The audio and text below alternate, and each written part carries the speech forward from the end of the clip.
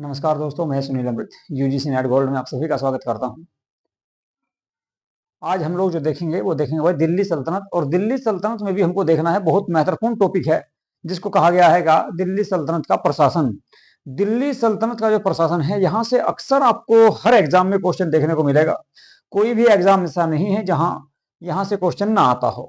तो दिल्ली सल्तनत से हमेशा क्वेश्चन आपको देखने को मिलते हैं। दिल्ली सल्तनत हो या मुगल काल हो या फिर आपका मौर्य साम्राज्य हो या फिर आपका गुप्त साम्राज्य हो, ये कुछ ऐसे टॉपिक हैं जिनके प्रशासन से अक्सर क्वेश्चन आपको देखने को मिलेंगे यूजीसी नेट में, पीजीटी में, टीजीटी में। इसके अलावा एसएससी के जितने भी एग्जाम होते हैं, रेलवे एग्जाम होती, कोई भी एग्जाम हो जिसमें हिस्ट्री के क्वेश्चन आते हों, इतिहास के क्वेश्चन आते हैं, तो वहां आपको क्वेश्चन इस टॉपिक से देखने को जरूर मिलेंगे। तो इसलिए मोस्ट इंपोर्टेंट क्लास है, बहुत ही महत्वपूर्ण ये क्लास होने वाली है। और लगभग जितने भी प्रशासन से क्वेश्चन बन सकते हैं वे सभी मैं आपको इस क्लास में आज कराने वाला हूं। तो लगभग 1 घंटे की क्लास रहेगी आपकी। इसके अलावा हो सकता है कि एक और क्लास इसमें आपको देखने को मिले। अगर इसमें पूरा ना हुआ तो अगली क्लास में मैं इस टॉपिक को आपको पूरा कराऊंगा। तो दो जो है, क्योंकि इसमें काफी इमारतें, काफी महल वगैरह, बहुत सारे आपके पुस्तकें लिखी गई और बहुत सारे प्रशासन के द्वारा या कुछ ऐसे प्रशासनिक पद बनाए गए थे जहां से अक्सर क्वेश्चन पूछे जाते हैं। कुछ प्रमुख शब्दावलियां हैं, उनसे भी क्वेश्चन अक्सर पूछे जाते हैं। तो उन सभी को ध्यान में रखते हुए ये मैं यहाँ पर आपको सभी टॉपिक इसमें कंप्लीट कराऊंगा आपके। तो चलिए देखते हैं दिल्ली सल्तनत का प्रशासन, और दिल्ली सल्तनत के प्रशासन को स्टार्ट करते हैं। यदि आप लोगों ने हमारा यूट्यूब चैनल सब्सक्राइब नहीं किया है तो प्लीज हमारे यूट्यूब चैनल को यूजीसी नेट गोल्ड के नाम से सब्सक्राइब से कर लें। बात करें दिल्ली सल्तनत की, तो हमने पढ़ा पीछे कि भाई 1206 ईस्वी में गुलाम वंश की स्थापना होती है, और 1206 ईस्वी से लेकर जब तक पानीपत का युद्ध नहीं होगा, यानी कि 1526 ईस्वी तक दिल्ली सल्तनत हमको देखने को मिलती है। और इसके अंतर्गत हमने कितने 5 पिछली जो क्लासें हैं, तो उन क्लासों में हमने 5 क्या पढ़े हैं, वंश पढ़े हैं। 5 वंश पढ़े हैं। कौन कौन से वंश? एक हमने गुलाम वंश पढ़ा था, इसके बाद हमने खिलजी वंश किया था कंप्लीट। खिलजी वंश के बाद तुगलक वंश आया था, तुगलक वंश के बाद में थोड़े समय के लिए सैयद वंश आया, और सैयद वंश के बाद सबसे अंतिम वंश जो था वो था लोधी वंश। तो लोधी वंश तक हमने, यानी कि पानीपत के जो प्रथम युद्ध हुआ था, यानी कि मुगल वंश से पहले का सारे टॉपिक हमने कंप्लीट कर लिए हैं। लेकिन इसका प्रशासन रह रहा है, तो प्रशासन अब हम लोग आज पढ़ने वाले हैं। तो दिल्ली सल्तनत का प्रशासन, इसमें हमको शासन व्यवस्था पढ़नी है, समाज पढ़ना है, उस समाज की अर्थव्यवस्था पढ़नी है। इसके अलावा उस समय जो संगीत वगैरह था, वास्तुकलाएं थी, उन सब के बारे में डिटेल से बात करेंगे। और केंद्रीय स्तर की जो व्यवस्था थी उस पर बात करेंगे। इसके बाद जो ग्रामीण स्तर पर जो बात थी या व्यवस्था स्थापित की गई थी, तो उसके बारे में भी हम लोग विस्तार से पढ़ने वाले हैं। ठीक है भाई, तो चलिए देखते हैं जिसको विस्तार से। तो सबसे पहले केंद्रीय व्यवस्था के बारे में बात करेंगे। दिल्ली सल्तनत का प्रशासन।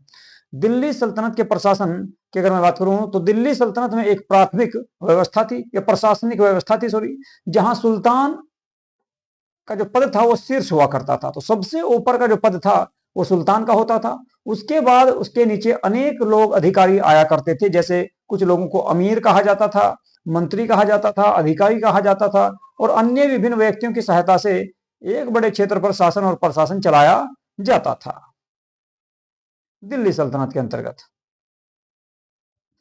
अब वो क्या क्या व्यवस्था थी, इसमें कौन कौन से इसमें पद आएंगे, उन सब के बारे में बात करेंगे। तो दिल्ली शासन व्यवस्था की अगर मैं बात करूं, तो सबसे पहले केंद्रीय व्यवस्था को हम इसमें देखेंगे, केंद्र की। उसके बाद प्रांतों की व्यवस्था देखेंगे, और फिर ग्रामीण व्यवस्था को भी हम इसमें देखने वाले हैं। तो अपने समकालीन इस्लामी राज्यों की भांति दिल्ली सल्तनत भी एक धर्म तंत्र थी, यानी कि धर्म के आधार पर यहाँ प्रशासन व्यवस्था चलाई जाती थी। और यह कुरान और शरीयत में दिए गए इस्लामी कानून पर आधारित थी, जिसकी व्यवस्था न्यायविदों द्वारा की गई थी। यानी कुल मिलाकर मौलवियों के द्वारा या बड़े जो धर्म उलेमा हुआ करते थे, धार्मिक उलेमा या धर्म से संबंधित प्रमुख व्यक्ति, तो उनके द्वारा ही ये पूरी शासन व्यवस्था, न्यायविद उनको कहा गया है, उनके द्वारा इस व्यवस्था को संचालित किया जाता था। जबकि राज्य का धार्मिक कानून पहले से ही था और नागरिक कानून बाद में बनाया गया। तो पहले मिलेगा क्या, धार्मिक कानून, उसके बाद नागरिक कानून भी बाद में आपको देखने को मिलेंगे। कुरान और हदीस के अनुसार इस्लामी राज्य का वास्तविक राजा ईश्वर को माना गया है, कि कहा गया भाई जो राज्य का प्रमुख होगा या सर्वे सर्वा होगा वो कौन होगा, राजा होगा। ऐसा कहा गया कुरान और हदीस के अनुसार। यानी कि इस्लामी राज्य का जो वास्तविक प्रमुख होता है उसको राजा माना जाता है, या उसी को आपने देखा था कि हमने, अगर हम बात करें शुरुआती दौर में तो एक प्रमुख पद बनाया गया था खलीफा का। खलीफा जो होता था वो राजनीतिक और धार्मिक गुरु हुआ करता था। परंतु बाद में जैसे जैसे इनका साम्राज्य बढ़ता चला गया, तो खलीफा अपना बगदाद वगैरह के क्षेत्र में या इस्लामिक या जो अरबों के देश थे उन क्षेत्रों में रहा करता था। लेकिन अन्य क्षेत्रों में जो राजा थे, शासन कर रहे थे इस्लाम धर्म के लोग, तो वहां पर सबसे प्रमुख जो है राजा ही हुआ करता था। और वे सभी आपके सुल्तान की उपाधि धारण किया करते थे। किससे? खलीफा से। यानी कि खलीफा से एक तरह का पत्र लिया करते थे, जिस कारण वे जो है अपने क्षेत्र के प्रमुख स्वामी बन जाते थे। विदेशी होने के कारण सरकार केवल दो प्रशासनिक कर्तव्यों, राजस्व का संग्रह और कानून एवं व्यवस्था बनाए रखने तक ही सीमित इस काल में देखने को हमको मिलती है। इनका जनता के कल्याण में बहुत कम लेना देना था। यानी कुल मिलाकर जनता के हित में काम करने का इनका कोई ज्यादा कार्य नहीं था। कुल मिलाकर होता था कि राज्य पर नियंत्रण स्थापित कैसे किया जाए। तो राज्य पर या क्षेत्र पर नियंत्रण स्थापित करने का ही इनका प्रमुख फोकस हुआ करता था या मेन उद्देश्य हुआ करता था। गैर मुसलमानों विशेषकर हिंदुओं को जिम्मी कहा जाता था। तो कई बार एग्जाम में हो सकता है आपके इस तरह का क्वेश्चन पूछ दे कि भाई गैर मुस्लिम जो हुआ करते थे, यानी कुल मिलाकर विशेषकर जो हिंदू लोग हुआ करते थे उनको मुस्लिम लोग क्या कहते थे? जिम्मी कहा जाता था। तो उनको जिम्मी कहा जाता था, अर्थात वे लोग जो गारंटी या अनुबंध के तहत इस क्षेत्र में निवास किया करते थे और उन लोगों को जजिया कर देना पड़ता था। अक्सर तीर्थ यात्रा महसूल देने भी पड़ते थे। तो जजिया के साथ साथ एक धार्मिक कर हुआ करता था, तीर्थ यात्रा कर। जैसे मान लो आपको कावड़ यात्रा पर जाना है या हज की यात्रा पर जाना है, वो इस्लामिक लोग से लिया जाता था। लेकिन हिंदुओं में जैसे मान लो तीर्थ यात्रा पर जाते हैं कावड़ लेने के लिए या किसी मंदिर में घूमने के लिए, गंगा में स्नान करने के लिए जाते थे, तो उसको तीर्थ यात्रा कर या महसूल कर के नाम से भी जाना जाता था। तो इस प्रकार के कर लिए जाते थे जो दिल्ली सल्तनत राजाओं के लिए राजस्व का एक प्रमुख जो है स्रोत माना गया है इस समय। तो जजिया की अगर हम बात करें तो 712 ईस्वी में सबसे पहले मोहम्मद बिन कासिम आया, उसी ने सिंध के क्षेत्र में जजिया कर लगाया। उसके बाद जजिया कर जो है लगातार भारत में जारी रहा। लेकिन एक शासक आएंगे फिरोज शाह तुगलक, उन्होंने जजिया कर को ब्राह्मणों पर भी लगाया, क्योंकि मोहम्मद बिन तुगलक ने ब्राह्मणों, महिलाओं, विधवाओं और विकलांगों को इससे छूट दी थी और बच्चों को। लेकिन फिरोज शाह तुगलक ने ब्राह्मणों को भी इसमें शामिल किया। और उसके बाद जो सिकंदर लोदी आएगा फिर बाद में, क्योंकि कई बार ऐसा हुआ है जजिया लगता रहा है, हटता रहा। जब भी राजा कमजोर हुआ तो लोगों ने जजिया कर देना बंद कर दिया था, लेकिन बार बार इसको जो है दोबारा से लगाया जाता था। सिकंदर से जो है सिकंदर लोदी जो था, लोदी वंश का महान शासक जिसने आगरा की भी स्थापना की थी, तो उसके द्वारा भी दोबारा से जजिया कर को लगाया गया था गैर इस्लामी लोगों पर, यानी कुल मिलाकर हिंदुओं पर। तो बात करेंगे अब हम केंद्रीय प्रशासन की। केंद्रीय प्रशासन का जो हृदय हुआ करता था, जो आत्मा हुआ करती थी, वो सुल्तान था। सुल्तान के ही इर्द गिर्द जो है 4 प्रमुख इस समय अधिकारी हमको देखने को मिलते हैं। तो सुल्तान और मजलिस ए खलवत। मजलिस ए खलवत किसे कहा गया भाई? यानी कि कुल मिलाकर आज के समय जैसे प्रधानमंत्री और उसकी मंत्रिपरिषद होती है, तो ये मान लो कि बीच में आपका कौन आ जाएगा? प्रधानमंत्री, और उसके चारों ओर अगर हम देखना चाहें यहाँ पर तो मंत्रिपरिषद आ सकती है। तो ये मान लिया हमने, जैसे आज की व्यवस्था को अगर देखा जाए तो ये तो हो गया क्या आपका प्रधानमंत्री या फिर सुल्तान का पद, और इसके चारों ओर जो है ये इसके मंत्री हुआ करते थे, जिनको मजलिस ए खलवत के नाम से जाना जाता था। टोटल मंत्रियों को मजलिस ए खलवत कहा जाता था, मजलिस ए खलवत। ठीक है। इसके अलावा एक वजीर भी हुआ करता था, राजा की सहायता करने के लिए एक वजीर का पद बनाया गया। इसके अलावा अमीर ए कोही कृषि विभाग का प्रमुख था। इसके अलावा अमीर ए हाजिब की बात करें तो ये दरबार में नियम कानून, शिष्टाचार जो है अनुशासन व्यवस्था को बनाए रखता था। और मजलिस ए खलवत की अगर मैं बात करूं तो ये क्या था? ये एक तरह से सलाहकार हुआ करता था राजा का या सुल्तान का। तो इन सब के बारे में विस्तार से देखते हैं, विस्तार से बात करेंगे। चलिए जी, मंत्रिपरिषद देखते हैं। मंत्रिपरिषद सुल्तान की सहायता करने के लिए अनेक मंत्री हुआ करते थे। जैसे आज के समय प्रधानमंत्री की सहायता करने के लिए मंत्रिपरिषद होती है, जिनकी नियुक्ति वह स्वयं करता था। तो आज भी मंत्रियों की नियुक्ति प्रधानमंत्री के द्वारा ही करवाई जाती है, लेकिन करता कौन है? राष्ट्रपति। राष्ट्रपति करता है मंत्रियों की नियुक्ति, लेकिन प्रधानमंत्री और मंत्रिपरिषद प्रधानमंत्री की सलाह पर। ठीक है। तो ऐसे ही उस टाइम भी राजा की सहायता करने के लिए मंत्रिपरिषद हुआ करती थी, जिसकी नियुक्ति स्वयं राजा करता था। मंत्री सुल्तान की इच्छा अनुसार पद पर बने रहते थे। जैसे आज के समय प्रधानमंत्री की इच्छा अनुसार मंत्री पद पर बने रहते हैं। इन मंत्रियों की संख्या और उनकी शक्तियां तथा अधिकारों में समय समय पर परिवर्तन होता रहता था या आता रहता था। जैसा कोई सुल्तान आया वो कई बार जो है अपने मंत्रियों के पद को बढ़ा भी देता था या उनकी शक्ति बढ़ा देता था, कई बार कम भी कर देता था। तो सबसे पहले बात करेंगे दीवाने विजारत की। दीवाने विजारत का जो पद था इस विभाग का प्रभारी वजीर हुआ करता था। वजीर एक तरह से प्रधानमंत्री होता था उस समय, जो सुल्तान का सबसे महत्वपूर्ण अधिकारी या सबसे महत्वपूर्ण पद था सुल्तान के बाद। एक प्रकार से यह आधुनिक प्रधानमंत्री और वित्त मंत्री का संयुक्त रूप था। जो आज के समय जो प्रधानमंत्री होता है या वित्त मंत्री होता है, उसका संयुक्त रूप कहा जा सकता है किसको? प्रधानमंत्री को, उस समय के प्रधानमंत्री को या उस समय के वजीर को। यह सुल्तान का प्रमुख सलाहकार होने के अतिरिक्त सभी विभागों की देखरेख भी किया करता था। तो जितने भी विभाग थे उन सब की देखरेख करने का कार्य भी किसका था? दीवान ए वजारत का था। एक तरह से वजीर का पद हुआ करता था और ये राजा का सहायक हुआ करता था, या सबसे महत्वपूर्ण पद था राजा के बाद। फिरोज तुगलक का वजीर की अगर हम बात करें तो खान ए जहां तेलंगानी, खान ए जहां तेलंगानी था, जो पहले एक ब्राह्मण हुआ करता था लेकिन बाद में इसने इस्लाम धर्म स्वीकार कर लिया। तो ये फिरोज शाह तुगलक का मंत्री हुआ करता था। वजीर वजीर के रूप में उसका कार्यकाल की अगर हम बात करें तो 18 वर्षों का कार्यकाल देखने को हमको मिलता है और इसका काफी प्रभाव रहा। और इसी के समय आपका जो रहा क्या नाम था इसका? खान ए जहां तेलंगानी। तो खान ए जहां तेलंगानी का लगभग 18 साल का कार्यकाल रहा और इसका काफी प्रभाव देखने को मिलता है वजीर के रूप में। और ये फिरोज शाह तुगलक के द्वारा इसको ये पद दिया गया था। दूसरे पद की अगर हम बात करें दीवान ए अर्ज, तो याद रखना है दीवान ए वजारत का जो पद था ये वजीर का पद हुआ करता था, जो एक तरह से महत्वपूर्ण पद था और ये आपका प्रधानमंत्री, आज के प्रधानमंत्री की तरह हुआ करता था। इसको प्रधानमंत्री भी कह सकते हैं। इसके बाद दीवान ए अर्ज, दीवान ए अर्ज जो था यह वजीर के बाद केंद्रीय प्रशासन का दूसरा सबसे महत्वपूर्ण पद माना गया।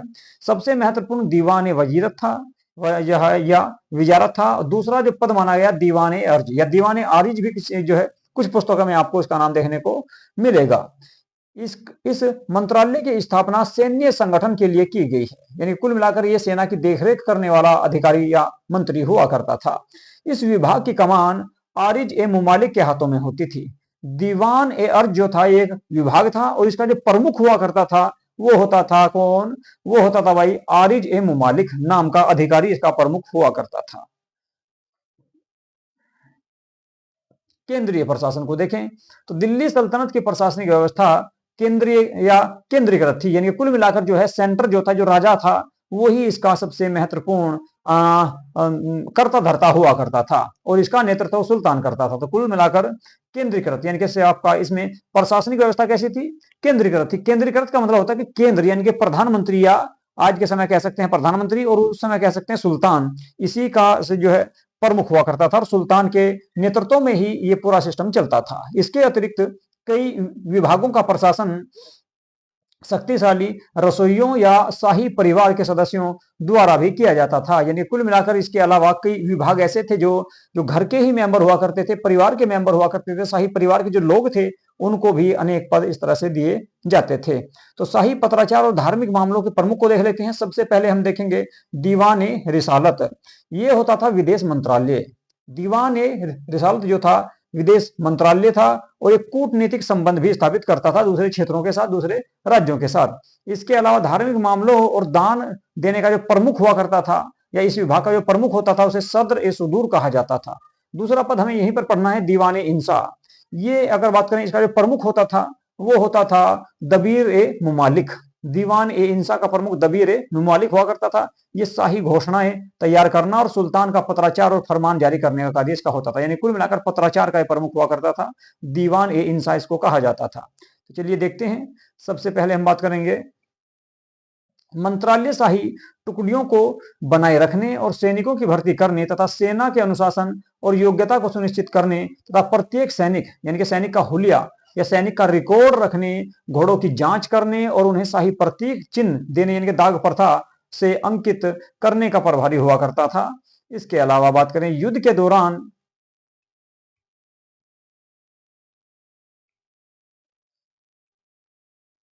दौरान यह सैन्य आपूर्ति, परिवहन और सैन्य प्रशासन का संचालन करता था। इसके अतिरिक्त युद्ध में हुई लूट का माल जो होता था उसको संरक्षण करना, उसको बांटना, उसको सुरक्षित रखने का कार्य भी इसी का हुआ करता था। यह सेना का सिपह सलार नहीं होता था क्योंकि सैन्य बलों की कमान स्वयं के हाथों में होती थी। यानी कुल मिलाकर सुल्तान जो है प्रमुख होता था, लेकिन इसके अलावा जो दीवान ए आरिज हुआ करता था। दीवान ए अर्ज जो हुआ करता था सैन्य विभाग का प्रमुख, उसको एक तरह से सेना की देखरेख, दाग प्रथा और हुलिया आदि रखने की व्यवस्था भी उसको दी गई थी। भारत में एक पृथक विभाग के रूप में इसका उल्लेख पहली बार बलबन के काल में देखने को मिलता है। इनके बलबन ने दीवान ए आरिज के पद की शुरुआत की थी, जिसे बाद में अलाउद्दीन खिलजी ने महत्वपूर्ण बना दिया और उसके काल में सैन्य विभाग के कार्य विस्तृत हो गए थे, इनके उसको बांट दिए गए थे, अनेक विभागों में उनको बांट दिया गया था। दिल्ली के सभी सुल्तानों में सबसे बड़ी स्थायी सेना की अगर बात करें तो अलाउद्दीन खिलजी के पास थी, और उसने ही दाग प्रथा यानी घोड़ों को दागने की प्रथा, सैनिकों का हुलिया यानी कि हुलिया लिखने की प्रथा प्रणाली और सैनिकों को नगद वेतन देने की शुरुआत भी अलाउद्दीन खिलजी के द्वारा ही की गई थी। इसका उद्देश्य सेना पर अपना नियंत्रण मजबूत करना था, यानी कुल मिलाकर सेना पर अपना नियंत्रण मजबूत स्थापित करने के लिए इस विभाग की स्थापना की गई थी, या इस तरह का सिस्टम इसमें या प्रणाली को अपनाया गया था। भ्रष्टाचार को रोकना भी था। मोहम्मद बिन तुगलक ने दाग प्रथा या दाग प्रणाली को जारी रखा, हालांकि फिरोज तुगलक ने इसे समाप्त कर दिया था। तो दाग प्रथा को फिरोज शाह तुगलक के द्वारा समाप्त किया गया, जिस कारण सेना में अव्यवस्था उत्पन्न हुई और अयोग्य व्यक्ति भी सेना में शामिल होने लगे थे। उसके बाद सिकंदर लोदी के शासनकाल में हुलिया को चेहरा कहा जाता था। तो हुलिया लिखने को चेहरा कहा गया किसके काल में? सिकंदर लोदी के काल में।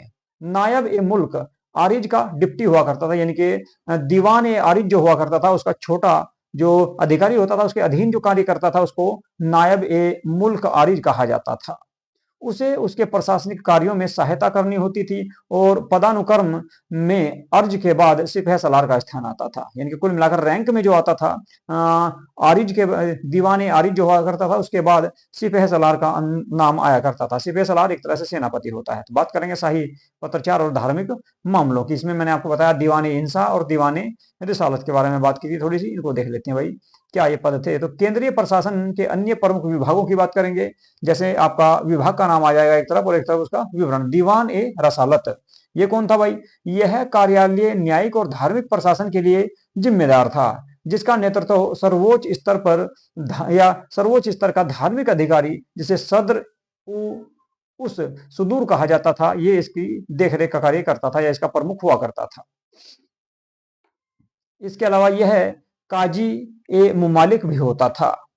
तो काजी ए मुमालिक का कार्य भी किसके द्वारा? दीवान ए रसालत के द्वारा ही किया जाता था या सदर उस सुदूर के द्वारा किया जाता था। यह विभिन्न स्तरों पर काजियों के चयन के लिए जिम्मेदार था तथा वक्फ, वजीफा और इदरार आदि की अनुमति दिया करता था। इसे विदेशी मामलों से भी संबद्ध माना जाता है कि विदेशी मामलों की देखरेख भी इसी के द्वारा की जाती थी। दूसरा जो पद था वो था दीवान ए इंसा। दीवान ए इंसा की बात करें तो यह मंत्रालय शाही निर्देश तैयार करने, पत्राचार का प्रभारी हुआ करता था। यानी कुल मिलाकर अगर किसी को सूचना भेजनी है राजा को, तो इसका काम था पत्राचार करने का। पत्राचार मंत्रालय को या विदेश मंत्रालय को एक तरह से देखा करता था। ये मंत्रालय का शाही निर्देश, यानी कि राजा को कोई भी सूचना भेजनी है, कोई भी सूचना देनी है, किसी को जनता को देनी है या किसी मंत्री को देनी है या फिर किसी राज्य के शासक को देनी है, तो ये सारा कार्य कौन करता था? दीवान इंसा के द्वारा किया जाता था। इसके अलावा इससे संपूर्ण साम्राज्य के अधिकारियों से भी जानकारी प्राप्त होती थी कि भाई कौन सा अधिकारी कहां पर नियुक्त है। इस विभाग का प्रभारी दबीर एक खास था, यानी कि कुल मिलाकर दीवान इंसा जो था इसका जो प्रमुख हुआ करता था वो होता था कौन भाई? दबीर। दबीर एक खास उसको कहा जाता था। तो दबीर एक खास जो था इस विभाग का प्रमुख हुआ करता था। दबीर एक खास दीवान इंसा का प्रमुख हुआ करता था। इसके अलावा राज्य की सुरक्षा और बाजार नियंत्रण को भी इस समय व्यवस्थित करने के लिए कुछ महत्वपूर्ण पद बनाए गए, जैसे कि दीवान रिसालत था। इसका कार्य क्या था? बाजार नियंत्रण और वाणिज्य लेन देन की निगरानी करना। अलाउद्दीन खिलजी के द्वारा स्थापित किया गया इसको। और नायब रियासत है, ये इस विभाग का उप प्रमुख हुआ करता था। इसके अलावा बदीर ए मुमालिक, ये क्या था? ये गुप्तचर विभाग का प्रमुख हुआ करता था। गुप्तचर जो विभाग था उसका प्रमुख होता था और राज्य के कोने कोने से सुल्तान तक सटीक सूचना पहुंचाने का इसका महत्वपूर्ण कार्य हुआ करता था। तो महत्वपूर्ण पद था ये भाई। तो सबसे पहले बात करेंगे बारिद ए मुमालिक की। बारिद ए मुमालिक जो था यह समाचार और गुप्तचर विभाग का प्रमुख हुआ करता था। इसके अलावा दीवान रियासत, दीवान रियासत जो था ये अलाउद्दीन खिलजी के शासनकाल के दौरान यह मंत्रालय प्रमुखता से उभरा, यानी कि कुल मिलाकर एक महत्वपूर्ण पद बन गया। और इसका मुख्य कार्य जो था कर्तव्य सुल्तान के आर्थिक नियमों का पालन करना और बाजार और कीमतों पर दृष्टि रखना था कि भाई किस आधार पर जो है बाजार में सामान बिक रहा है, कोई उसमें भ्रष्टाचार तो नहीं हो रहा, ये सारा कार्य इसी के द्वारा किया जाता था। यह मंत्रालय सभी वस्तुओं के वितरण पर दृष्टि रखता था और यह सुनिश्चित करता था कि बाजार मानदंड पूरे हों, जैसे वजन और माप का निरीक्षण करना। तो ये कार्य इसका हुआ करता था। इसके बाद जल कल्याण और सामाजिक सुरक्षा के लिए भी कुछ पद बनाए गए, जैसे दीवान ए कजा। दीवान ए कजा जो होता था, ये काजी उल कुजात इसका प्रमुख होता था और ये न्याय विभाग था एक तरह से दीवान ए कजा। और न्याय विभाग का जो प्रमुख होता था उसे बोलते थे काजी उल कजा या काजी उल कजात या कुजात। इसके बाद दूसरा जो पद था दीवान ए खैरात, ये गरीब और अनाथों की सहायता और गरीब मुस्लिम लड़कियों की शादी करने के लिए ये पद बनाया गया था फिरोज शाह तुगलक के द्वारा। तो दीवान ए खैरात इसको कहा जाता है। इसके अलावा दीवान ए इस्तिहाक, ये था, इसमें इसका जो कार्य था विद्वानों और बुजुर्गों के लिए पेंशन विभाग था एक तरह से, यानी कुल मिलाकर जो बुजुर्ग लोग थे और विद्वान व्यक्ति जो हुआ करते थे उनको कितनी पेंशन देनी चाहिए, कितना जो है खर्चा पानी देना चाहिए, उसका ये प्रमुख हुआ करता था। इसको बोलते थे दीवान ए इस्तिहाक। तो ये कुछ महत्वपूर्ण 3 पद थे जो सामाजिक कार्य किया करते थे, जन कल्याण के लिए कार्य किया करते थे। बात करें नायब ए रियासत की, तो नायब ए रियासत जो था यह बाजार विभाग का प्रभारी हुआ करता था।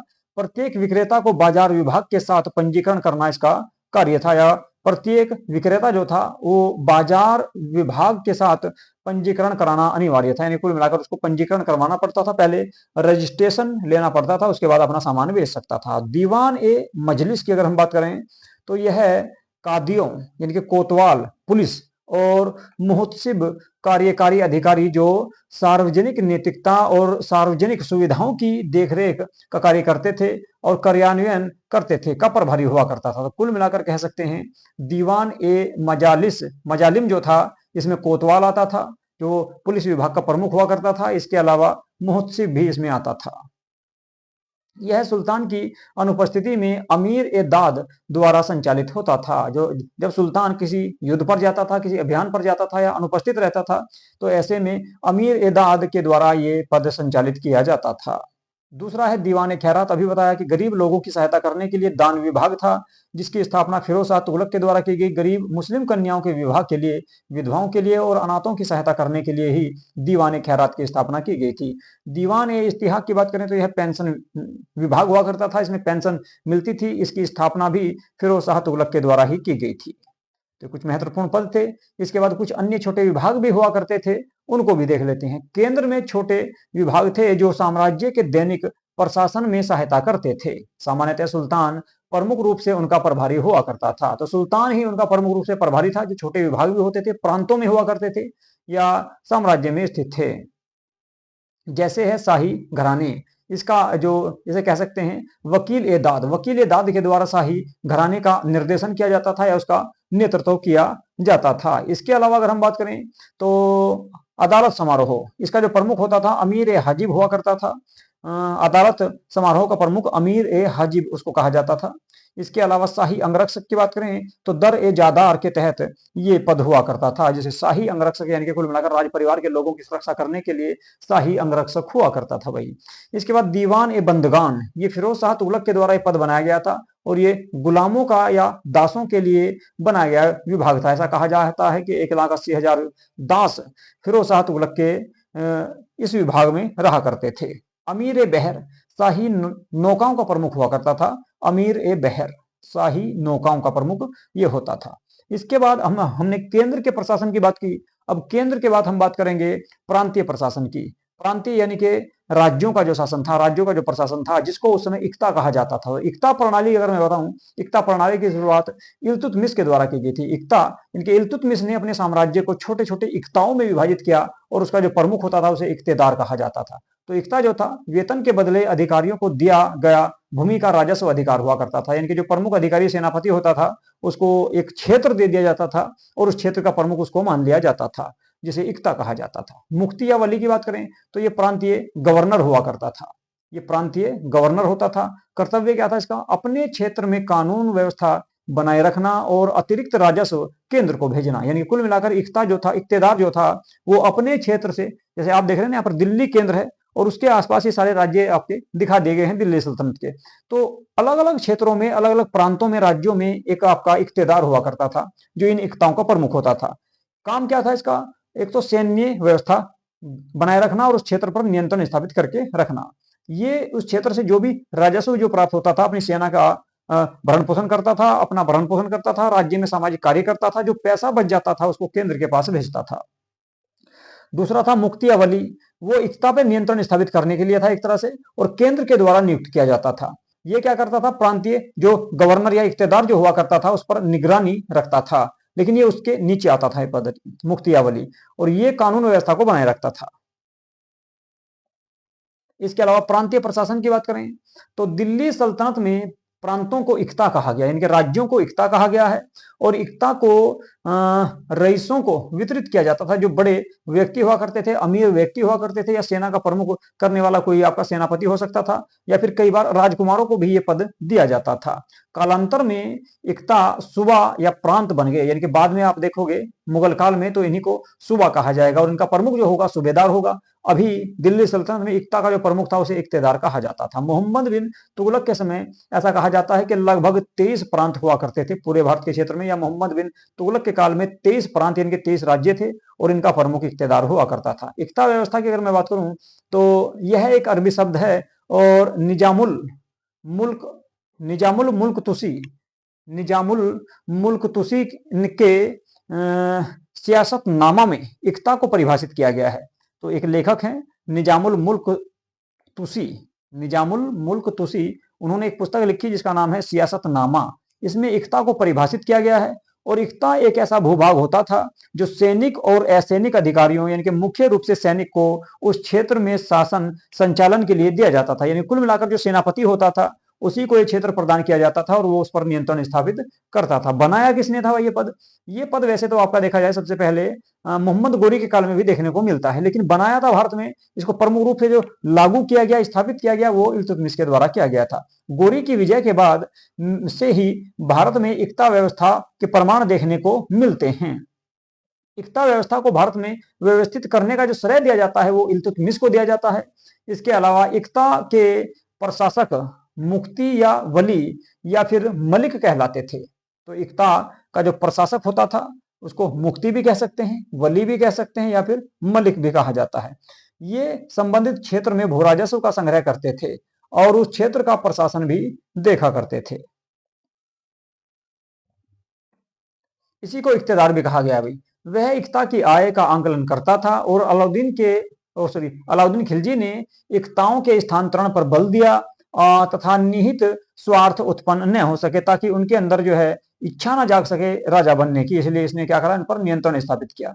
उसने इक्ता में नौकरशाही के हस्तक्षेप को बढ़ा दिया। इसके अतिरिक्त दीवान ए विजारत को यह अधिकार दिया गया कि वह प्रत्येक इक्ता की आय का निश्चित अनुमान लगाए। यानी कि दीवान ए विजारत का जो पद बनाया उसको ये अधिकार दिया गया कि वो जांच करे प्रत्येक इक्ता की, कि इक्तेदार को या वली को कितनी इनकम हो रही है, कितनी आय हो रही है, उसको भी सुनिश्चित करे। गयासुद्दीन तुगलक ने इक्ता के राजस्व में से इक्तेदार की व्यक्तिगत आय और उसके अधीन रखे गए सैनिकों के वेतन को भी स्पष्ट विभाजित किया। उसने बताया भाई जो इक्तेदार हैं उनकी अपनी संपत्ति कितनी है, और जो हमने उनको इक्ता दिया है वो उसके अंतर्गत कितनी संपत्ति या कितनी आय उसकी आती है। ये काम किसने किया?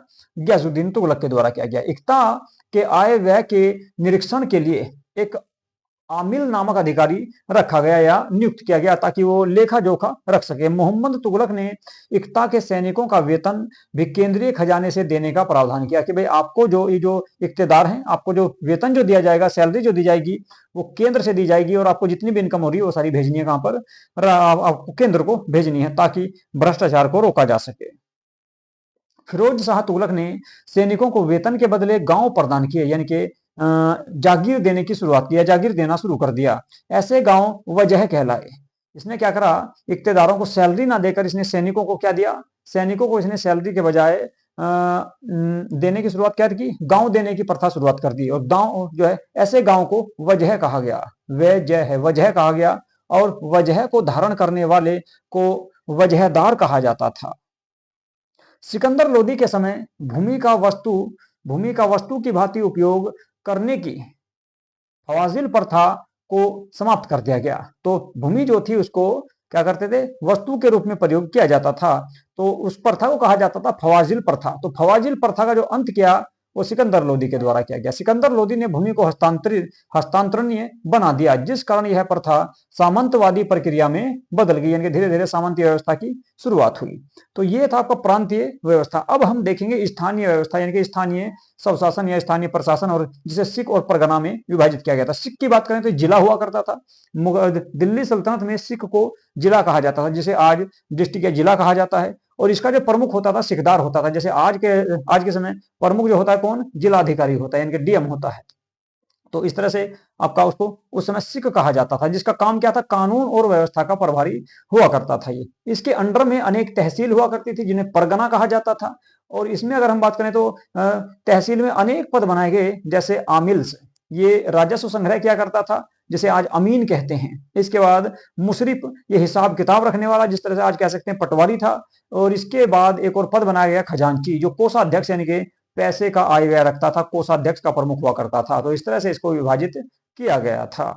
तो स्थानीय प्रशासन को देखते हैं विस्तार से। दिल्ली सल्तनत या सल्तनत काल में स्थानीय प्रशासन अस्पष्ट और अपरिभाषित देखने को मिलता है। मूल रूप से यह एक पारंपरिक प्रणाली थी, जो अवधि में प्रांतों को सिकों में विभाजित किया गया था, जिसके प्रमुख को सिकदार कहा जाता था। हमने पीछे देखा, इसका मुख्य कार्य था कानून और व्यवस्था को बनाए रखना। तो सिकदार का जो प्रमुख कार्य हुआ करता था वो कानून व्यवस्था को बनाए रखना था। जमींदारों के उत्पीड़न से लोगों की रक्षा करना। इसके अतिरिक्त उन्हें सैन्य दायित्वों की पूर्ति भी करनी पड़ती थी सिकदार को ही। सिख को आगे परगना में विभाजित किया गया, यानी कि एक सिख के अंतर्गत कई परगना या तहसील हुआ करती थी, और कई गांव को मिलाकर एक परगना बनाया गया था। गांव और परगना प्रशासन की स्वतंत्र इकाइयां थी, और फिर भी वे परस्पर संबंधित क्षेत्र थे, जिन पर अधिकारियों के पास प्रशासनिक शक्तियां होती थी। जैसे कि इक्ता का जो प्रमुख होता था मुक्ति या वली कहा जाता था, उसी को इक्तेदार भी कहा गया है। इसके बाद सिख हुआ करता था, यानी कि प्रांत के नीचे सिख यानी कि जिला हुआ करता था, और जिले का प्रमुख या सिख का प्रमुख सिकदार होता था। उसके नीचे परगना होता था, परगना के प्रमुख को आमिल कहा जाता था, और परगना के नीचे गांव हुआ करता था। गांव में होते थे कौन उस समय, मुकद्दम या चौधरी, जैसे आज प्रधान हुआ करते हैं। तो इस तरह की व्यवस्था थी। प्रशासन की सबसे छोटी इकाई इस समय गांव थी। तो प्रशासन की सबसे छोटी इकाई हमें इस काल में देखने को मिलती है गांव। आज भी प्रशासन की सबसे छोटी इकाई गांव है। एक तरह से इसमें एक पद हुआ करता था खूत का। खूत एक तरह से जमींदार हुआ करता था, जमीन का मालिक हुआ करता था, इसको जमींदार कहते थे। उसके बाद एक मुकद्दम हुआ करता था, जो गांव का मुखिया, जिसे आज प्रधान कहते हैं। एक आपका गांव के भूमि और राजस्व का लेखाकार हुआ करता था, जिसे आज पटवारी कहा जाता है। और परगना यानी कि तहसील का जो प्रमुख हुआ करता था, परगना स्तर का मुख्य भू स्वामी, जिसे आज कानून को कहते हैं, ये एक तरह का क्या था, इसे चौधरी कहा जाता था। तो ये कुछ पद थे, याद रखना है। खूत जमींदार हुआ करता था, मुकद्दम गांव का प्रमुख या मुखिया हुआ करता था, पटवारी एक तरह से गांव की भूमि और राजस्व का लेखाकार हुआ करता था, और चौधरी की बात करें तो परगना स्तर का मुख्य भूस्वामी इसको कहा जा सकता। तो गांव प्रशासन की अगर मैं बात करूं तो गांव प्रशासन में काफी हद तक स्वायत्तता दी गई थी लोगों को, यानी कि निजी लोगों के द्वारा ही उस पर नियंत्रण स्थापित किया जाता था। तो स्थानीय प्रशासन की कुछ प्रमुख अधिकारी हैं, उनको देख लेते हैं। एक तरफ अधिकारी रहेगा और उसके कार्य रहेंगे। आमिल या मुतसरिफ भूमि, राजस्व और अन्य करों को एकत्रित किया करता था, उसको आमिल कहा जाता था। हजमदार की बात करें तो कोषाध्यक्ष हुआ करता था, जो वित्त को नियंत्रण में रखता था, यानी कि पैसे पर नियंत्रण स्थापित करता था। कोतवाल की बात करें तो सिकदार के अधीन ये पुलिस प्रमुख हुआ करता था, जैसे आज कह सकते हैं कि दरोगा या फिर आपका एसपी कह सकते हैं, तो कोतवाल हुआ करता था। इसके बाद फौजदार था, किले और उसके आसपास के क्षेत्रों का प्रभारी सैन्य अधिकारी होता था, जिसको फौजदार कहा जाता था, किले की सुरक्षा करता था। अमीन की बात करें तो भूमि को मापने और उसके उपयोग को आवंटित करने का प्रभारी हुआ करता था अमीन। इसके अलावा एक पद था कानून गो, ये उपज और मूल्यांकन के पिछले रिकॉर्ड बनाए रखते थे, यानी कि पीछे का जो रिकॉर्ड है पिछले कई सालों का, 10 साल 20 साल का रिकॉर्ड जो होता था वो कानून के पास देखने को मिलता था। किस खेत में किस गांव में कितनी उपज हुई है, उसका मूल्य कितना है। मुकद्दम या खुद अभी बड़ा गांव का मुखिया हुआ करता था। चौधरी की बात करें तो भू राजस्व संग्रह के लिए सरकार के प्रति जवाबदेह सर्वोच्च स्थानीय ग्रामीण अधिकारी इसको कहा गया है। और एक पटवारी था जो गांव का रिकॉर्ड रखने वाला था, लेखा जोखा रखता था, लेखाकार हुआ करता था गांव का। तो ये कुछ महत्वपूर्ण पद थे। अब बात करेंगे सैन्य व्यवस्था और संगठन की। तो हमने केंद्रीय स्तर पर देखा प्रशासन व्यवस्था, इसके बाद प्रांत स्तर पर देखी और फिर ग्रामीण स्तर पर भी देखी। अब सेना की बात करेंगे, सैन्य व्यवस्था और संगठन के बारे में बात करेंगे। हस्म ए कल्ब ये केंद्रीय सेना हुआ करती थी। दो प्रकार की सेना थी इस समय। एक थी आपकी क्या, हस्म ए कल्ब। हस्म ए कल्ब जो थी ये आपकी केंद्र की सेना हुआ करती थी। और हस्म ए अतरफ इसको प्रांतीय सेना, इनके राज्य की सेना कहा गया है। तो दो प्रकार की सेना देखने को मिलती है हमको दिल्ली सल्तनत में। एक थी आपकी क्या, हस्म ए कल्ब ये केंद्रीय सेना थी। दूसरी थी हस्म ए अतरफ ये आपकी प्रांतीय सेना हुआ करती थी, ये प्रांतों राज्यों की सेना होती थी।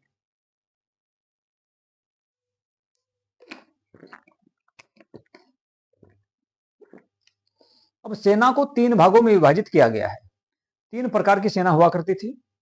एक आप देख रहे हैं इसमें घुड़सवार सेना है, सबसे लास्ट में देखोगे आप उधर घुड़सवार सेना आ जाएगी। दूसरी हाथी वाली सेना गज सेना थी और एक पैदल सेना थी जिसको पायदा कहा जाता था। तो इस तरह के क्वेश्चन आपको देखने को मिल सकते हैं एग्जाम में कि घुड़सवार सेना थी और सेना का, ये सेना की मुख्य शक्ति हुआ करती थी।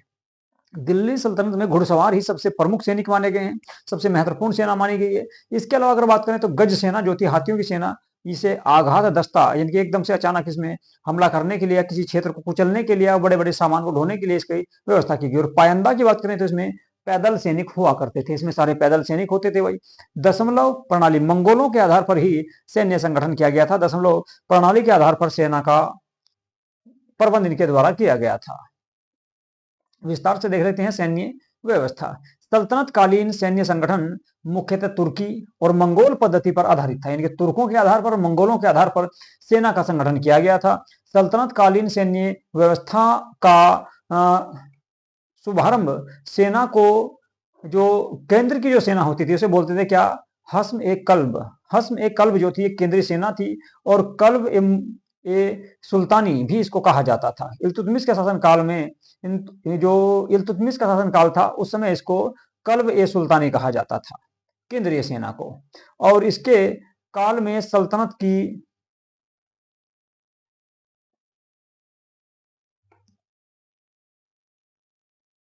जो सेना थी उसको क्या कहा जाता था भाई, इल्तुतमिश के समय उसको कहा गया कल्ब ए सुल्तानी।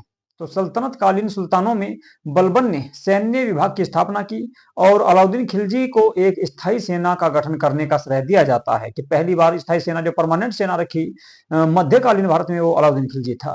लेकिन सेना का जो विभाग बनाया दीवान आरिज वो बलबन के द्वारा बनवाया गया था या बनाया गया था। मंगोल सेना का यह वर्गीकरण दशमलव प्रणाली पर आधारित था और इसे सल्तनत कालीन सैन्य व्यवस्था में भी अपनाया गया। यह सैनिक वर्गीकरण पद पर सोपान सूचक होने के साथ साथ सैन्य व्यवस्था के अत्यधिक केंद्रीभूत होने का आभास करवाता है।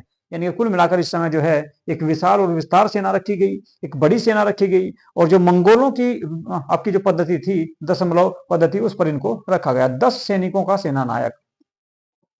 तो 10 सैनिकों का जो प्रमुख हुआ करता था उसको सेना नायक कहा जाता था और उसी को अमीर ए दह भी कहा जाता था। उस सेना नायक या सेनापति को अमीर ए दह कहा जाता था। इसके अलावा 10 अमीरों या 100 सैनिकों का सेना नायक जो होता था उसको अमीर ए सादा कहा जाता था। क्या बोलते थे, अमीर ए सादा उसको कहा गया। और 1000 सैनिकों का जो सेना नायक हुआ करता था उसको अमीर ए हजारा या 10,000 सैनिकों का सेनानायक अमीर ए तुमन कहा जाता था। तो सबसे बड़ा जो सैनिक होता था, सैनिक पद था, अमीर ए तुमन था, जिसमें 10,000 सैनिक, जो 10,000 सैनिकों पर नियंत्रण स्थापित करता था। जबकि बात करें 100 सैनिकों पर या 1000 सैनिकों पर नियंत्रण स्थापित करने वाला सेनानायक अमीर ए हजारा कहा जाता था और 100 सैनिकों पर नियंत्रण स्थापित करने वाले को अमीर ए सदर कहा जाता था। जबकि 10 सैनिकों का प्रमुख अमीर ए दह कहा जाता था। तो ये कुछ इनके नाम थे अलग अलग। इस काल में सैन्य व्यवस्था के अंतर्गत एक सुल्तान 10 खान के बराबर होता था और एक खान 10 मलिक के बराबर हुआ करता था और एक मलिक की बात करें तो 10 अमीर के बराबर होता था और एक अमीर 10 सिपहसलार के बराबर हुआ करता था। और एक सिपहसलार की अगर मैं बात करूं तो सर ए खेल के बराबर हुआ करता था। और एक सर ए खेल की अगर हम बात करें सर ए खेल जो था वो अश्वरोही के बराबर हुआ करता था। इस तरह से सेना बटी हुई थी। इसी को दशमलव प्रणाली या पद्धति के नाम से जाना जाता था। अलाउद्दीन खिलजी का काल सैन्य व्यवस्था के सुधार से संबंधित था। उसने सैनिकों का सीधी भर्ती कर उन्हें सरकारी खजाने से वेतन देने का कार्य किया। यानी कुल मिलाकर जागीर देने की व्यवस्था इसने बंद कर दी और सैनिकों को नगद वेतन देना शुरू किया। किसके द्वारा? अलाउद्दीन खिलजी के द्वारा। तो और वो भी सरकारी खजाने से दिया जाता था या केंद्रीय खजाने से दिया जाता था। गयासुद्दीन तुगलक ने न केवल अलाउद्दीन खिलजी की दाग प्रथा और हुलिया प्रथा का पालन किया, बल्कि सैनिकों के वेतन, रजिस्ट्रार यानी कि वसीलात ए दृश्य की जांच भी स्वयं ही करने लगा। तो कुल मिलाकर गयासुद्दीन तुगलक अलाउद्दीन खिलजी से भी आगे बढ़ा। उसने दागे प्रथा, हुलिया प्रथा, दाग प्रथा दोनों को जारी रखा, उनका पालन किया और सैनिकों के वेतन रजिस्टर जो था, जिसको वसीलात ए दृश्य कहा जाता था, उसकी जांच खुद किया करता था। मोहम्मद बिन तुगलक के काल में सेनाध्यक्ष तथा सैनिकों को क्रमशः इक्ता व नकद धनराशि के रूप में वेतन दिया जाता था। किसके काल में? मोहम्मद बिन तुगलक के काल में। शाही खजाने से उन सैनिकों को भी वेतन दिया जाता था जो सेना अध्यक्ष के अंतर्गत आते थे। लेकिन फिरोज शाह तुगलक के काल में सल्तनत का क्षेत्र कम हो जाने के कारण सेना का आकार भी कम कर दिया गया, कम हो गया। और फिरोज शाह तुगलक ने सैन्य व्यवस्था के अंतर्गत हुलिया दाग प्रथा को तो बनाए रखा, परंतु सैनिक अनुशासन को स्थिर न रख सका। यानी कुल मिलाकर इसने जागीर व्यवस्था देनी शुरू कर दी और नगद वेतन के स्थान पर फिरोज शाह तुगलक के द्वारा। लोधी काल में अफगानों की प्रजातंत्रात्मक मनोवृत्ति के कारण सेना का स्वरूप बदल गया और वह जनजातीय लड़ाकू सेना हो गई या जनजातीय लड़ाकू सैनिक बन गए। सल्तनत काल की सेना को अगर बात करें तो 3 भागों में बांटा जा सकता है। इस समय 3 प्रकार की सेना देखने को मिलती है। शुरुआत में हमने बात की थी घुड़सवार सेना, पैदल सेना और हस्ती यानी कि हाथी वाली सेना। तो घोड़े वाली सेना, पैदल सेना और हस्त सेना, जिसको हाथी सेना या हस्ती सेना भी कहा गया है। सल्तनत काल में पत्थर एवं आग फेंकने की मशीन को मगरिब कहा जाता था। मगरिब और अरदला रादा कहा जाता था। तो दिल्ली सल्तनत के अंतर्गत जो पत्थर फेंकने के लिए युद्ध में या आग फेंकने वाले, गोले फेंकने वाली जो मशीन हुआ करती थी, उसको मगरिब तथा रादा के नाम से जाना जाता था। ये याद रखना है। इस तरह के क्वेश्चन कई बार यूजीसी नेट या पीजीटी के एग्जाम में आपको देखने को मिल जाएंगे कि भाई आपका मगरिस क्या था। तो मगरिस एक तरह की मशीन थी जिससे पत्थर और गोले फेंके जाते थे। इस तरह से ही आपका रादा भी एक प्रकार की मशीन थी, गोले और आग फेंकने वाली। इस काल में बारूद, तोप, गोलों का आविष्कार या निर्माण नहीं हुआ था। यानी कुल मिलाकर फिरोज शाह तुगलक के काल में बारूद का प्रयोग तो किया गया आतिशबाजी के रूप में, युद्ध के रूप में, या बारूद के बाद जो गोला बारूद का प्रयोग या तोप का प्रयोग नहीं किया गया। जबकि पानीपत के युद्ध में आपको देखने को मिलेगा लास्ट में, और बाबर इसके द्वारा करेगा। इस काल में फलाखून, गुलेल जिसको कहा गया है, इसके अलावा चरख, शिला, प्रक्षेपास्त्र के प्रयोग के प्रमाण भी देखने को मिलते हैं। इनके युद्ध में कुल मिलाकर गुलेल का इस्तेमाल भी किया गया है और चरख नामक अस्त्र का भी प्रयोग इसमें किया गया है, जिसके माध्यम से क्या था कि लोगों को जो है या सैनिकों को इसमें युद्ध के रूप में प्रयोग इसको किया जाता था। सल्तनत काल के कुछ प्रमुख अधिकारी और उनके कार्य देख लेते हैं। एक तरफ अधिकारी का नाम रहेगा, दूसरी तरफ उसका कार्य रहेगा। जैसे मान लो आरिज मुमालिक था, यह सैन्य विभाग का प्रमुख हुआ करता था और इसका जो प्रमुख होता था उसे दीवाने अर्ज भी कहा जाता था। दीवाने अर्ज एक आपका पद था, अधिकारी का नाम था आरिज मुमालिक और ये दीवाने अर्ज का प्रधान हुआ करता था, यानी कि सैन्य विभाग का प्रमुख हुआ करता था। इसका काम था सैनिकों की भर्ती करना, सबसे मेन कार्य इसका सैनिकों की भर्ती करना था। इसके अलावा इंसा ए मुमालिक ये पत्राचार विभाग का प्रधान हुआ करता था। दूसरा था रिसालत ए मुमालिक, ये विदेश विभाग का प्रधान हुआ करता था। वकील ए दर की बात करें तो शाही महल और सुल्तान की व्यक्तिगत सेवाओं का प्रबंध इसके द्वारा किया जाता था, जिसे वकील ए दर कहा जाता था।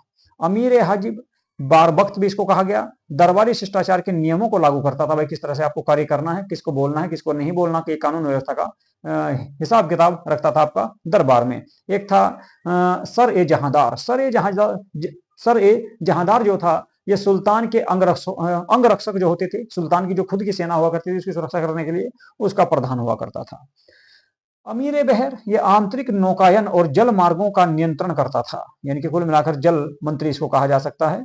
अमीर ए मजलिस ये सभाओं और दावतों जैसे विशेष उत्सवों का प्रबंध किया करता था, जिसे अमीर ए मजलिस कहा जाता था। दीवान ए रियासत बाजार पर नियंत्रण रखने का कार्य इसका था। सहना ए मंडी सहना ए मंडी जो था बाजार मूल्य नियंत्रण, बांट माप की जांच किया करता था। तो बांट माप की जांच करना और बाजार पर नियंत्रण, बाजार के मूल्य पर नियंत्रण रखने का कार्य सहना ए मंडी का हुआ करता था। एक तरह से ये अधिकारी हुआ करते थे। इसके अलावा मजमुआदार, मजमुआदार जो था आय व्यय को ठीक करता था, राजस्व विभाग का ही ये एक अधिकारी हुआ करता था। इसके अलावा बात करें मुहतसिब, मुहतसिब जो था लोगों के आचरण पर दृष्टि रखता था कि लोग कैसा व्यवहार कर रहे हैं। इसके अलावा मुतसरिफ, मुतसरिफ मुतरसरिफ ये शाही खजाने की देखभाल किया करता था। मुतरसरिफ इसको कहा जाता था। बदीर ए मुमालिक, बदीर ए मुमालिक जो होता था ये सूचना दाता या गुप्तचर विभाग का प्रमुख हुआ करता था और इसके अधिकारी को बदीर जो है बरीद कहा जाता था। सर्द ए सुदूर ये धर्म संबंधी कार्यों का प्रमुख हुआ करता था, धार्मिक मामलों का प्रमुख हुआ करता था। इसके अलावा खाजिन था, खाजिन कहा जाता था राज्य के आय को संग्रहित करने वाला, जो राज्य के संग्रह था, जो इनकम थी, जो पैसा था, उसको एकत्रित करने वाले को खाजिन कहा जाता था। काजी उल कुजात, काजी उल कुजात जो था एक तरह का एक काजी हुआ करता था, न्याय विभाग का प्रमुख होता था, एक तरह का जज था या न्यायाधीश इसको कहा जा सकता है। वैसे सबसे बड़ा न्यायाधीश आपका खुद सुल्तान हुआ करता था। मुफ्ती की बात करें तो धर्म की व्याख्या करने वाला एक अधिकारी हुआ करता था। कोई शब्द ऐसा आ गया जिसके बारे में जानकारी नहीं तो उसकी व्याख्या ये करता था, उसको बताता था कि इसका मतलब क्या हो सकता है। अमीर ए दाद की बात करें तो बड़े नगरों का मजिस्ट्रेट यानी कि डीएम कह सकते हैं इसको, अमीर ए दाद हुआ करता था। कोतवाल की बात करें तो शहरों में शांति व्यवस्था बनाए रखने का उत्तरदायी कोतवाल या आज के समय एसपी इसको कह सकते हैं, इस तरह का व्यक्ति होता था। आमिल की बात करें तो राजस्व वसूली का प्रभारी हुआ करता था और परगना स्तर पर यह एक महत्वपूर्ण अधिकारी होता था आमिल। अमीर ए आखुर ये अश्वशाला यानी कि घोड़ों का जो विभाग हुआ करता था उसका प्रमुख हुआ करता था। अमीर ए आखुर रजिया के द्वारा इस पद को बनाया गया था पहली बार और इसी पद पर रजिया ने जमालुद्दीन याकूत को नियुक्त किया था, जो उसका प्रेमी भी हुआ करता था, पीछे हमने पढ़ा था। इसके बाद कारकून की अगर बात करें तो भूमि कर का हिसाब रखने वाला अधिकारी हुआ करता था। इसके अलावा सहना ए पील ये हाथी सेना का प्रमुख हुआ करता था। सहना ए पील जो होता था ये हाथी जो सेना थी, हस्त सेना थी, हस्ती सेना थी, उसका प्रमुख हुआ करता था। इसके अलावा बात करें अमीर ए तुजुक, अमीर ए तुजुक जो था ये उत्सवों का आयोजन करवाता था या उन पर नियंत्रण स्थापित करता था। न्यायिक प्रणाली की अगर हम बात करें तो सबसे प्रमुख पद जो हुआ करता था न्यायाधीश का तो राजा का होता था, सुल्तान का होता था। आप देख सकते हैं कि सुल्तान का सबसे बड़ा पद होता था। उसके नीचे काजी उल कुजात हुआ करता था, काजी उल कुजात के नीचे प्रांतीय काजी होता था और सबसे नीचे स्थानीय अदालत हुआ करती थी। तो शुरुआत होती थी कहां से? स्थानीय अदालतों से, यानी गांव की पंचायत और परगना इसका प्रमुख आपका काजी हुआ करता था। इसी के ऊपर एक आपका प्रांतीय काजी होता था जो सूबों में न्याय करता था, यानी कि प्रांतों में या राज्यों में न्याय करता था। और सबसे ऊपर का जो होता था न्यायाधीश कह सकते हैं, जैसे आज के समय मुख्य न्यायाधीश वो काजी उल कुजात हुआ करता था। मुख्य न्यायाधीश इसको कहा जा सकता है, न्यायिक विभाग का प्रमुख होता था। लेकिन सबसे बड़ा प्रमुख सुल्तान हुआ करता था, यानी कि अंतिम अपील न्यायालय के पास की जाती थी, किसके पास? सुल्तान के पास की जा सकती। इसको ऐसे देख सकते हैं आप, जैसे सबसे नीचे है ये आप देखोगे क्या यहाँ पर देख सकते हो आप सत्र न्यायालय, जो आज के समय सत्र न्यायालय है, यानी कोई भी झगड़ा हो तो आप जिले में लेकर जाते हैं, जो सत्र जिला कोर्ट होता है। उसके ऊपर आपका हाई कोर्ट होता है, यानी कि प्रांतीय काजी या सूबों का न्यायालय होता है, यानी कि राज्यों का हाई कोर्ट होता है। इसके बाद ऊपर देखोगे तो सुप्रीम कोर्ट होता है, जिसका मुख्य जो प्रमुख होता है मुख्य न्यायाधीश होता है, यानी कि सुप्रीम कोर्ट होगा काजी उल कुजात। और इसके भी बाद अपील की जा सकती है, क्षमा याचना जो है क्षमा याचना की जा सकती है, किसके पास में भाई? राष्ट्रपति के पास। तो सुल्तान आज की तरह राष्ट्रपति कह सकते हैं, लेकिन आज के राष्ट्रपति को कोई ज्यादा अधिकार नहीं है, लेकिन उस समय सुल्तान को महत्वपूर्ण और सभी अधिकार प्राप्त थे। तो न्याय जो दिया जाता था वो शरीयत के अनुसार दिया जाता था, शरीयत के अनुसार न्याय दिया जाता था, इस्लामिक कानून के अनुसार, और स्थानीय परंपराओं उर्फ पर आधारित था। यानी कुल मिलाकर जो स्थानीय परंपराएं थी जो प्राचीन काल से चली आ रही थी उसी आधार पर जो है न्याय किया जाता था या कानून व्यवस्था बनाई गई थी इस समय भाई। अब सल्तनत काल की कुछ न्यायिक प्रणाली देख लेते हैं। सल्तनत काल की कौन कौन सी न्यायिक प्रणाली थी उनके बारे में बात करेंगे। चलिए जी, सबसे पहले देखेंगे इस्लाम के अनुसार न्याय का आदर्श मध्य युग में सबसे उच्च आदर्शों में से एक था। पैगंबर ने स्वयं ही इसके मानक तय किए थे, यानी कुल मिलाकर कुरान या हदीस के अनुसार ही लोगों को दंड दिया जाता था, कानून व्यवस्था को बनाया गया था। उन्होंने कुरान में कहा, न्याय धरती पर ईश्वर का तराजू है जिसमें तोलने पर चीजें एक कण भी कम या ज्यादा नहीं होती। इस प्रकार मुस्लिम शासकों द्वारा न्याय का प्रशासन एक धार्मिक कर्तव्य माना जाता था कि भाई जो है पूरी तरह से न्याय होना चाहिए सभी के साथ। अलग अलग सुल्तानों के पास न्याय के बहुत उच्च आदर्श थे। बर्नी के अनुसार बलबन ने न्याय को संप्रभुता की आधारशिला माना, जिसमें उत्पीड़न को मिटाने के लिए संप्रभु की शक्ति निहित थी। तो यानी कुल मिलाकर जो है देवीय शक्ति अधिकार, देवीय सिद्धांत पर अपने साम्राज्य को स्थापित किया था बलबन ने। सुल्तानों के अधीन न्यायिक प्रशासन देख लेते हैं। सबसे पहले बात करेंगे सुल्तान का न्यायालय।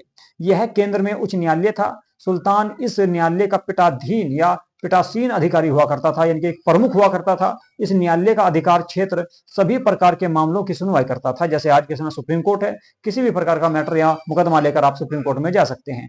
मुख्य काजी का न्यायालय की बात करेंगे। यह केंद्र में एक और न्यायालय हुआ करता था। इसका नेतृत्व काजी उल कुज्जात करता था, यानी कि जैसे आज के समय सुप्रीम कोर्ट होता है और सुप्रीम कोर्ट के मुख्य न्यायाधीश को क्या कहते हैं, सुप्रीम कोर्ट का मुख्य न्यायाधीश ही कहा जाता है, तो उस समय काजी उल कुज्जात कहा जाता था।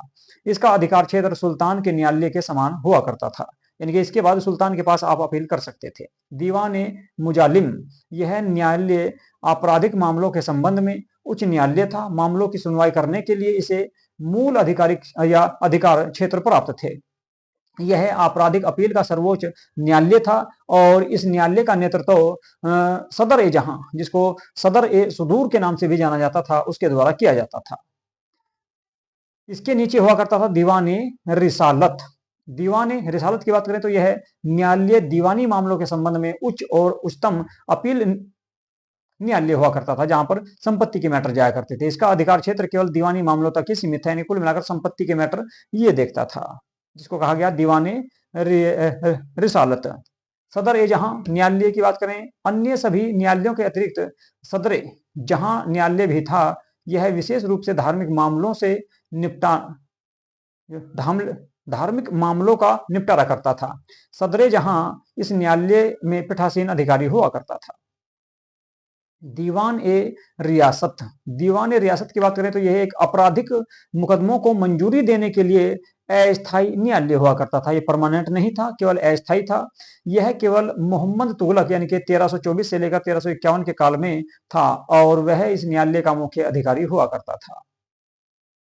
अब बात करेंगे राजस्व व्यवस्था और कराधान की, यानी कि टैक्स की, कि राज्य को इनकम कहां से प्राप्त होती थी, क्या इसको जो है ऊपर कौन कौन से कर इनके द्वारा लगाए गए। जैसे कि आप देख सकते हैं आपका मैप पर बोर्ड में एक लिखा गया है आपका चित्र पर। सबसे पहले उसर।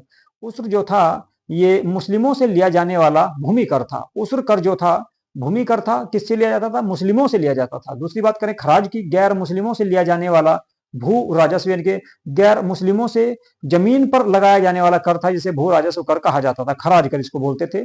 जकात की बात करें तो मुस्लिमों से लिया जाने वाला धार्मिक कर हुआ करता था, जो संपत्ति का 1/40वां या 2.5% भाग होता था। इसके अलावा जजिया की बात करें तो ये गैर मुस्लिमों से उनकी सुरक्षा करने के बदले में लिया जाता था। खम्स कर की बात करें तो ये युद्ध की लूट का 1/5 हिस्सा राज्य का हुआ करता था, बाकी सैनिकों में बांट दिया जाता था। इसे खम्स कर या खुम्स कर के नाम से जाना जाता था। तो ये कर आपको देखने को मिलेंगे विस्तार से इस काल में। सल्तनत कालीन अर्थव्यवस्था की अगर हम बात करें तो भूमि को 3 भागों या 3 श्रेणियों में वर्गीकृत किया गया था, अर्थात इक्ता भूमि, खालसा भूमि और इनाम भूमि। इक्ता भूमि इक्तेदार को दी जाती थी, खालसा सरकारी भूमि हुआ करती थी, इनाम जो कुछ प्रमुख प्रसिद्ध व्यक्तियों को या प्रसिद्ध संतों को या प्रसिद्ध आपका कोई साहित्यकार है उसको दी जाती थी। इक्ता भूमि वह भूमि थी जो अधिकारियों को उनकी सेवाओं के भुगतान के बदले में इक्ता के रूप में सौंपी जाती थी। इसके अलावा दूसरी ओर खालसा भूमि की बात करें तो सुल्तान के सीधे नियंत्रण में हुआ करती थी। इससे एकत्र राजस्व शाही दरबार और शाही घराने के रखरखाव के लिए खर्च किया जाता था। एक तरह से सरकारी भूमि हुआ करती थी। और इनाम भूमि की बात करें तो धार्मिक नेताओं और धार्मिक संस्थाओं को सौंप दी जाती थी, जिसे आज के समय वक्फ भी कहा जा सकता है, तो इन लोगों को दे दी जाती थी। इस काल में भू राजस्व की प्रमुख मद थी, जो मुख्यतः 1/5 थी, यानी कुल मिलाकर कुल उपज का 1/5 भाग भू राजस्व के रूप में लिया जाता था। किंतु अलाउद्दीन खिलजी के समय से 1/2 कर दिया गया, यानी 50% कर दिया गया। और मोहम्मद बिन तुगलक जो था उसने भी इसको बढ़ाकर 50% किया था। दो आपके क्षेत्र में गल्ला बख्शी की बात करें, गल्ला बख्शी या बटाई द्वारा भू राजस्व का निर्धारण पिछले वर्षों के उत्पादन के आधार पर किया जाता था, जिसे गयासुद्दीन तुगलक द्वारा अपनाया गया था। गल्ला बख्शी को अलाउद्दीन खिलजी द्वारा अपनाई गई पैमाइश मसाहत विधि में प्रति बीघा को उत्पादन का आधार माना गया था। तो मसाहत जो पैमाइश की विधि थी, किसके द्वारा शुरू की गई, अलाउद्दीन खिलजी के द्वारा शुरू की गई थी। जबकि गल्ला बख्शी की बात करें तो ये गयासुद्दीन तुगलक ने शुरू की थी।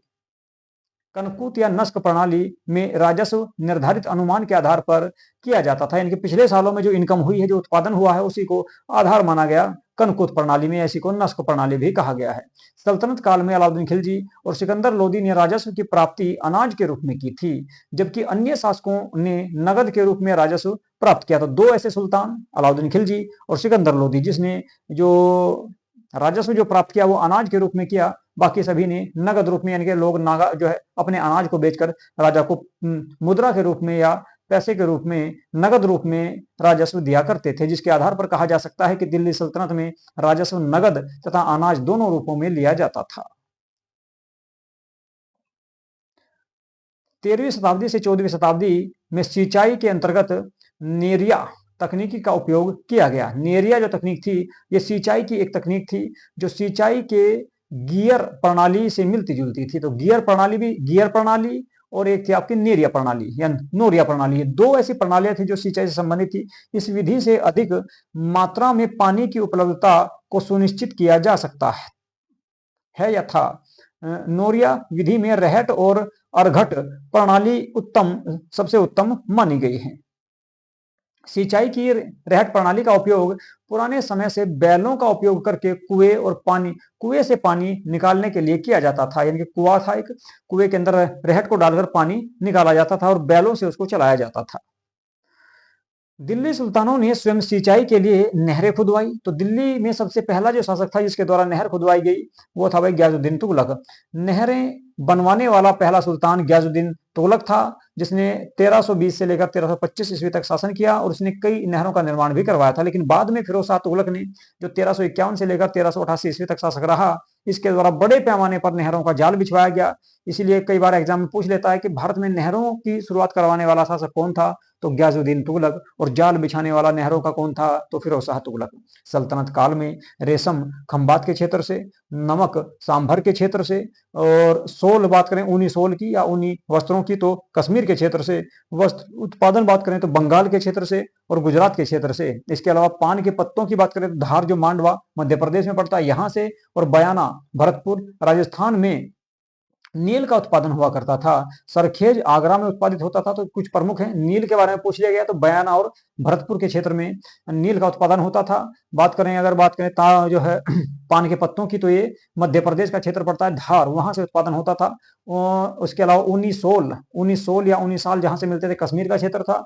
और वस्त्रों का सबसे बड़ा केंद्र जो था वो आपका पश्चिम बंगाल हुआ करता था। इसमें सरखेज की बात करोगे तो आगरा से इसका उत्पादन होता था। भारत ने रेशम उत्पादन 14वीं-15वीं शताब्दी में चीन से सीखा था। किरवास सूती वस्त्र को तथा गंगाजल व सबनम मलमल के कपड़ों को कहा जाता था। तो गंगाजल और सबनम जो कहा गया वो मलमल के कपड़ों को कहा गया।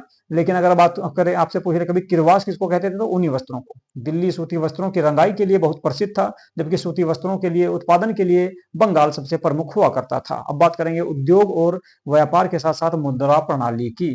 तो इस समय दो सिक्के देखने को मिलते हैं आपको प्रमुख रूप से। कई बार एग्जाम में आता भी है कि भाई चांदी का टंका किसके द्वारा शुरू किया गया, और तांबे का जीतल जो है, चांदी का टंका इल्तुतमिश के द्वारा जारी किया गया था और तांबे का जीतल भी इसके द्वारा ही जारी किया गया था। दोनों का वजन 175 ग्रेन हुआ करता था, एक चांदी का था, एक तांबे का था। इसके बाद कारखानों की बात करें तो शाही कार्यशालाएं जहां हथियार और विलासिता की वस्तुएं बनाई जाती थी, उनको कारखाने कहा गया उस समय। व्यापार की बात करें तो आंतरिक और बाह्य व्यापार के मार्ग इस समय उन्नत हुआ करते थे। तो कुल मिलाकर कह सकते हैं कि दिल्ली सल्तनत में उद्योग, व्यापार और मुद्रा प्रणाली पूरी तरह से विकसित हो चुकी थी। उद्योग व्यापार की बात करेंगे, तुर्कों ने भारत में नगरीकरण की प्रवृत्ति को प्रोत्साहित किया, यानी कि नगर बनाने शुरू किए, और उनके द्वारा की गई प्रशासनिक तथा आर्थिक व्यवस्था ने नगरीकरण में सकारात्मक परिवर्तन किया। प्रोफेसर हबीब इसे नगरीय क्रांति का काल कहते हैं, यानी कि नगरीय क्रांति का काल मानते हैं किसको, दिल्ली सल्तनत को, क्योंकि इसी काल में बड़े बड़े शहरों का, बड़े बड़े नगरों का निर्माण किया गया और सुल्तानों ने उनको संरक्षण प्रदान किया। वहां पर बड़ा मोटा पैसा लगाया, अपनी राजधानियां बनाई, किलों का निर्माण करवाया। बंगाल और गुजरात के नगर अपने उम्दा कपड़ों के लिए बहुत प्रसिद्ध थे। बंगाल और गुजरात का जो क्षेत्र था, खंबात या गुजरात खंबात कपड़ों और सोने चांदी के लिए बहुत ज्यादा प्रसिद्ध था। बंगाल का सोनार गांव कच्चे रेशम और महीन सूती कपड़े के लिए बहुत ज्यादा प्रसिद्ध हुआ, जिसे बाद में मलमल कहा गया। कश्मीर से प्राप्त दशमिकी इस्पात संपूर्ण भारत में प्रसिद्ध था। इस काल में गारे चूने के कारण स्थापत्य के अंतर्गत भवन निर्माण संभव हुआ, यानी कि जो है इमारतें बनाई गई किससे? गारे से और आपको चूने के माध्यम से। दीवान ए इमारत खाना की स्थापना फिरोज शाह तुगलक के द्वारा की गई थी। दीवान ए इमारत खाना जो था एक विभाग था जो इमारतों का निर्माण करने वाला विभाग हुआ करता था।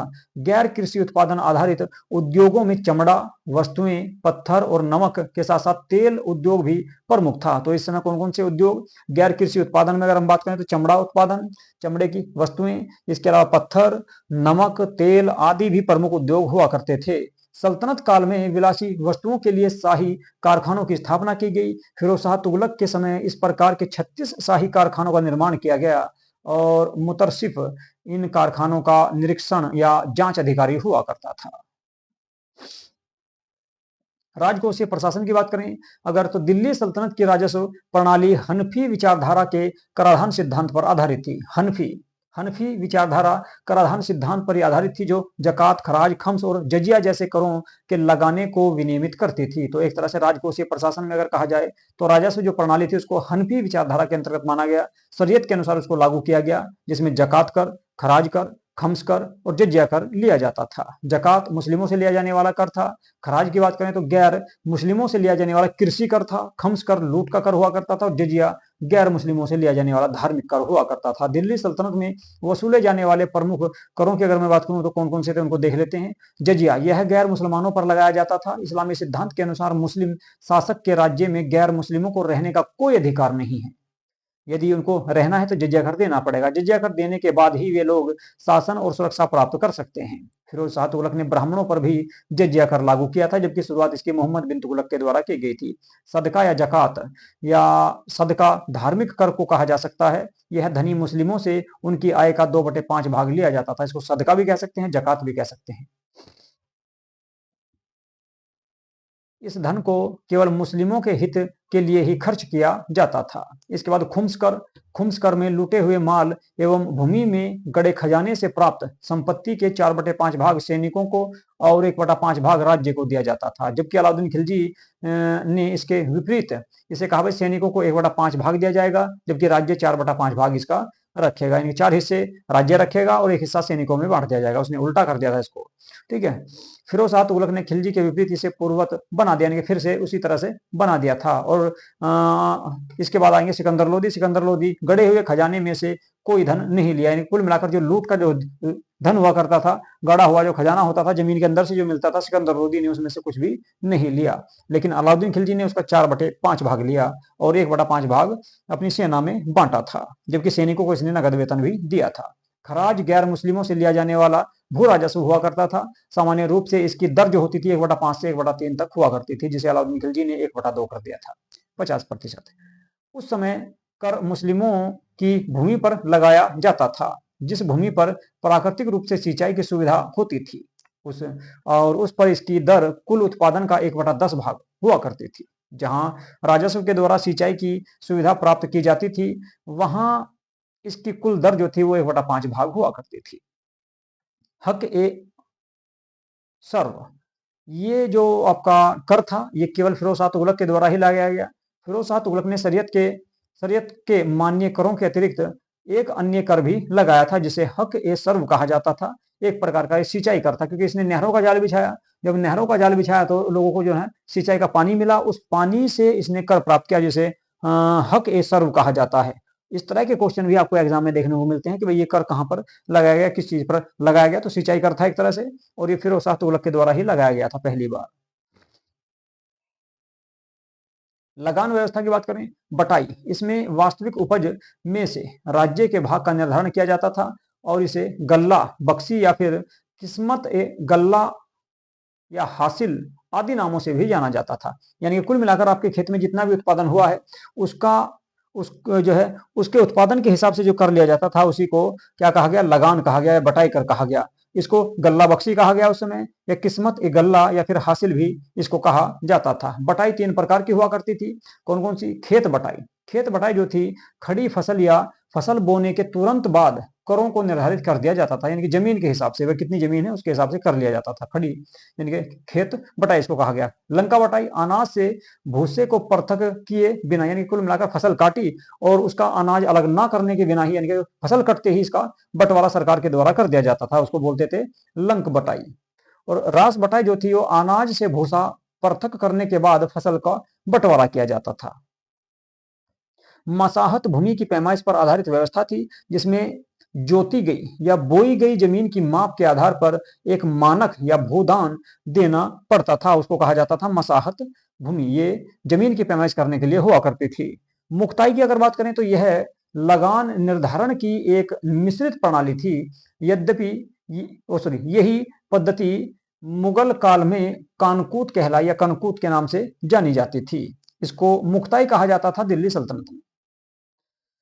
तो देख ही लिया हमने उद्योग, व्यापार और मुद्रा प्रणाली। अब हम थोड़ा सा देख लेते हैं इसमें भाई मुद्रा प्रणाली के बारे में। उद्योग के बारे में बात कर ही चुके हैं, दिल्ली सल्तनत कालीन मुद्रा प्रणाली के बारे में बात करेंगे। व्यापार और वाणिज्य को बढ़ावा देने के लिए राज्य ने मानक सिक्के जारी किए।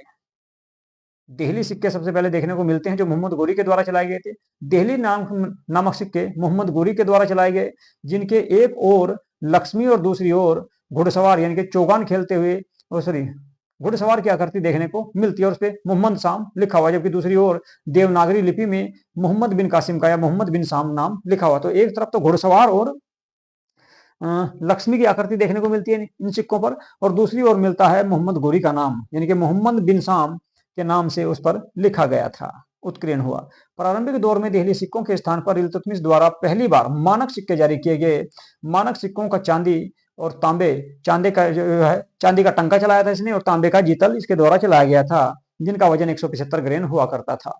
इल्तुतमिश पहला तुर्क शासक था जिसने शुद्ध अरबी सिक्के जारी किए, और इस काल में दाम और दिरहम नामक सिक्के भी जारी किए गए थे। तो दिल्ली सल्तनत काल में ही दाम, दिरहम, टंका और जीतल नामक सिक्के आपको देखने को मिलते हैं, जो शुद्ध अरबी सिक्के थे। चांदी के सिक्के बलबन के द्वारा चलाए गए, और सोने के सिक्कों की बात करें तो सोने के सिक्कों में वजन की वृद्धि गयासुद्दीन तुगलक के काल में हुई थी, जबकि चांदी और सोने के सिक्के आपके प्राचीन काल से ही चले आ रहे हैं। 14वीं सदी में चांदी की विश्वव्यापी कमी को देखते हुए मोहम्मद बिन तुगलक के द्वारा कांसे या तांबे के सांकेतिक मुद्रा या सिक्के जारी किए गए, लेकिन उनका यह प्रयास शीघ्र असफल हो गया और उसे इस सांकेतिक मुद्रा को वापस लेना पड़ा था। मोहम्मद बिन तुगलक द्वारा कांसे का अदली सिक्का भी जारी किया गया था, जिसे टोकन या करेंसी कहा जाता था। तो कहीं का था, ये तांबे का सिक्का हुआ करता, सॉरी कांसे का सिक्का होता था। मोहम्मद बिन तुगलक द्वारा ही इसको जारी किया गया था। इसके अलावा सिक्कों पर कलमा भी सबसे पहले मोहम्मद बिन तुगलक के काल में ही लिखवाया गया, खुदवाया गया, और अधा इसके अलावा बिख नामक सिक्के फिरोज शाह तुगलक के द्वारा जारी किए गए थे। अब बात कर लेते हैं भाई अंतिम रूप से सल्तनत कालीन समाज, और उसके बाद अगला जो टॉपिक रहेगा उसे आगे का जो भाग रह जाएगा उसको अगली क्लास में देखेंगे। काफी लंबी क्लास हो जाएगी, लगभग ये मान लो कि 1 घंटे से ज्यादा की क्लास हो चुकी है। 1 घंटा 7 मिनट की क्लास अभी तक हो चुकी है। तो इसका समाज और देख लेते हैं, उसके बाद बाकी देखेंगे कल। कुलीन वर्ग की अगर हम बात करें तो ये तुर्क, अफगान या ईरानी अमीर हुआ करते थे। तुर्क के, अफगानिस्तान के और ईरान के जो मुस्लिम थे, अमीर लोग थे या संपत्ति वाले लोग थे, इनको अमीर कहा जाता था, कुलीन वर्ग को। और ये प्रभावशाली और विलासी जीवन जिया करते थे। इसके द्वारा उलेमा और धार्मिक वर्ग, उलेमा जो था ये काजी और मौलवी या सैयद हुआ करते थे। इसके अलावा मध्यम वर्ग की अगर बात करें तो व्यापारी, सौदागर और लिपिक हुआ करता था इस काल में। और अन्य लोगों की अगर बात करें तो उनको जनसाधारण कहा जा सकता है, जिसमें किसान, कारीगर, श्रमिक हुआ करते थे। बात करें मध्यम वर्ग और उलेमा वर्ग, इसके अलावा कुलीन वर्ग, ये अपने पास दास रखते थे। दास प्रथा थी इस समय। गुलामों का प्रशासन और सेना में महत्वपूर्ण इनका स्थान था। तो कुल मिलाकर गुलाम भी इनके द्वारा रखे जाते थे, लेकिन जो साधारण लोग थे, जनसाधारण, किसान, कारीगर और श्रमिक, ये जो है गुलाम को नहीं रख सकते थे, या गुलाम इनके द्वारा नहीं रखे जाते थे। बात करेंगे दिल्ली या सल्तनत कालीन समाज की। अमीर या उलेमा वर्ग, जो भी पीछे देखा, इनको खान, मलिक, सिपहसलार और कमजोर शासकों के समय सक्रिय हुए। तो ये क्या हुआ कि इनका जो पद ज्यादा बढ़ा, जब भी शासक कमजोर हुआ तो इनका प्रभाव देखने को मिलता है, बढ़ता है। निरंकुश और स्वेच्छाचारी नीति इन लोगों के द्वारा अपनाई गई। अमीर वर्ग में मुस्लिमों को स्थान दिया गया था, केवल हिंदू कोई इसमें शामिल नहीं थे। उलेमा की बात करें, न्याय, धर्म, शिक्षा से संबंधित, राजनीति में हस्तक्षेप और वैज्ञानिक मामलों में शासकों को सलाह दिया करते थे। धार्मिक कट्टरता के जनक इनको माना जाता है, उलेमाओं को। तो ये उलेमा रहेगा। स्त्रियों की स्थिति की बात करें तो इस समय अगर हम बात करें स्त्रियों की स्थिति, तो मुस्लिम स्त्रियों की स्थिति बहुत ज्यादा खराब थी, इसमें देखने को मिलता है। हिंदू और मुस्लिम सभी की स्थिति खराब रहेगी आपकी सल्तनत काल में, या इसके बाद मुगल काल में भी। तो पर्दा प्रथा थी, राज्य की महिलाओं की इस समय प्रतिष्ठा थी, उनका सम्मान होता था, और सामान्य महिलाओं की स्थिति अच्छी नहीं देखने को मिलती। हिंदू स्त्रियों की बात करें, इनकी स्थिति अच्छी नहीं थी, निराशा का भाव व्याप्त हो चुका था, जीविकापार्जन के लिए कठिन कार्य इनको करने पड़ते थे, इनकी मेहनत करनी पड़ती थी बहुत ज्यादा। इसके बाद कल्याणकारी कार्यों में अगर बात करें तो दीवान खैराज फिरोज शाह तुगलक के द्वारा ये पद बनाया गया। गरीबों की सहायता से संबंधित विभाग था, लोक निर्माण विभाग फिरोज शाह तुगलक ने बनाया। और दार उल सफा खैराती अस्पताल की स्थापना भी इसी के द्वारा की गई, और दासों के लिए दीवाने बंदगान का गठन भी किया। तो कल्याणकारी कार्य भी फिरोज शाह तुगलक के द्वारा किए गए थे, लेकिन ये धार्मिक रूप से कट्टर भी रहा, इसलिए इसको आपका मुगल काल का औरंगजेब और अकबर भी कहा जाता है। सॉरी, दिल्ली सल्तनत का औरंगजेब और अकबर दोनों का मिश्रण इसके अंतर्गत था, इसके अंदर था, ऐसा कहा जाता है। ठीक है भाई, तो आज की क्लास को करेंगे यहीं से समाप्त।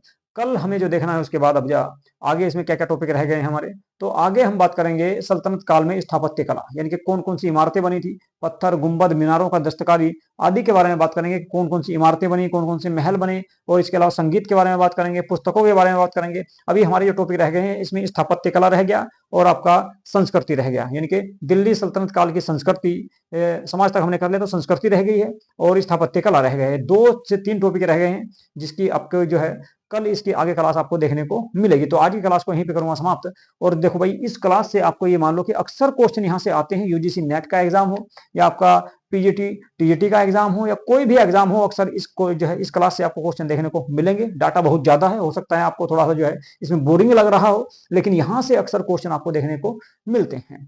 ठीक है भाई, यदि आप लोगों ने हमारे YouTube चैनल को सब्सक्राइब नहीं किया है तो यूजीसी नेट गोल्ड के नाम से हमारे YouTube चैनल को सब्सक्राइब ऐसे कर लें, वीडियो को लाइक तथा शेयर भी जरूर कर दिया करो। चलिए यहीं पे करते हैं क्लास को समाप्त, इसके बाद मिलेंगे फिर कल।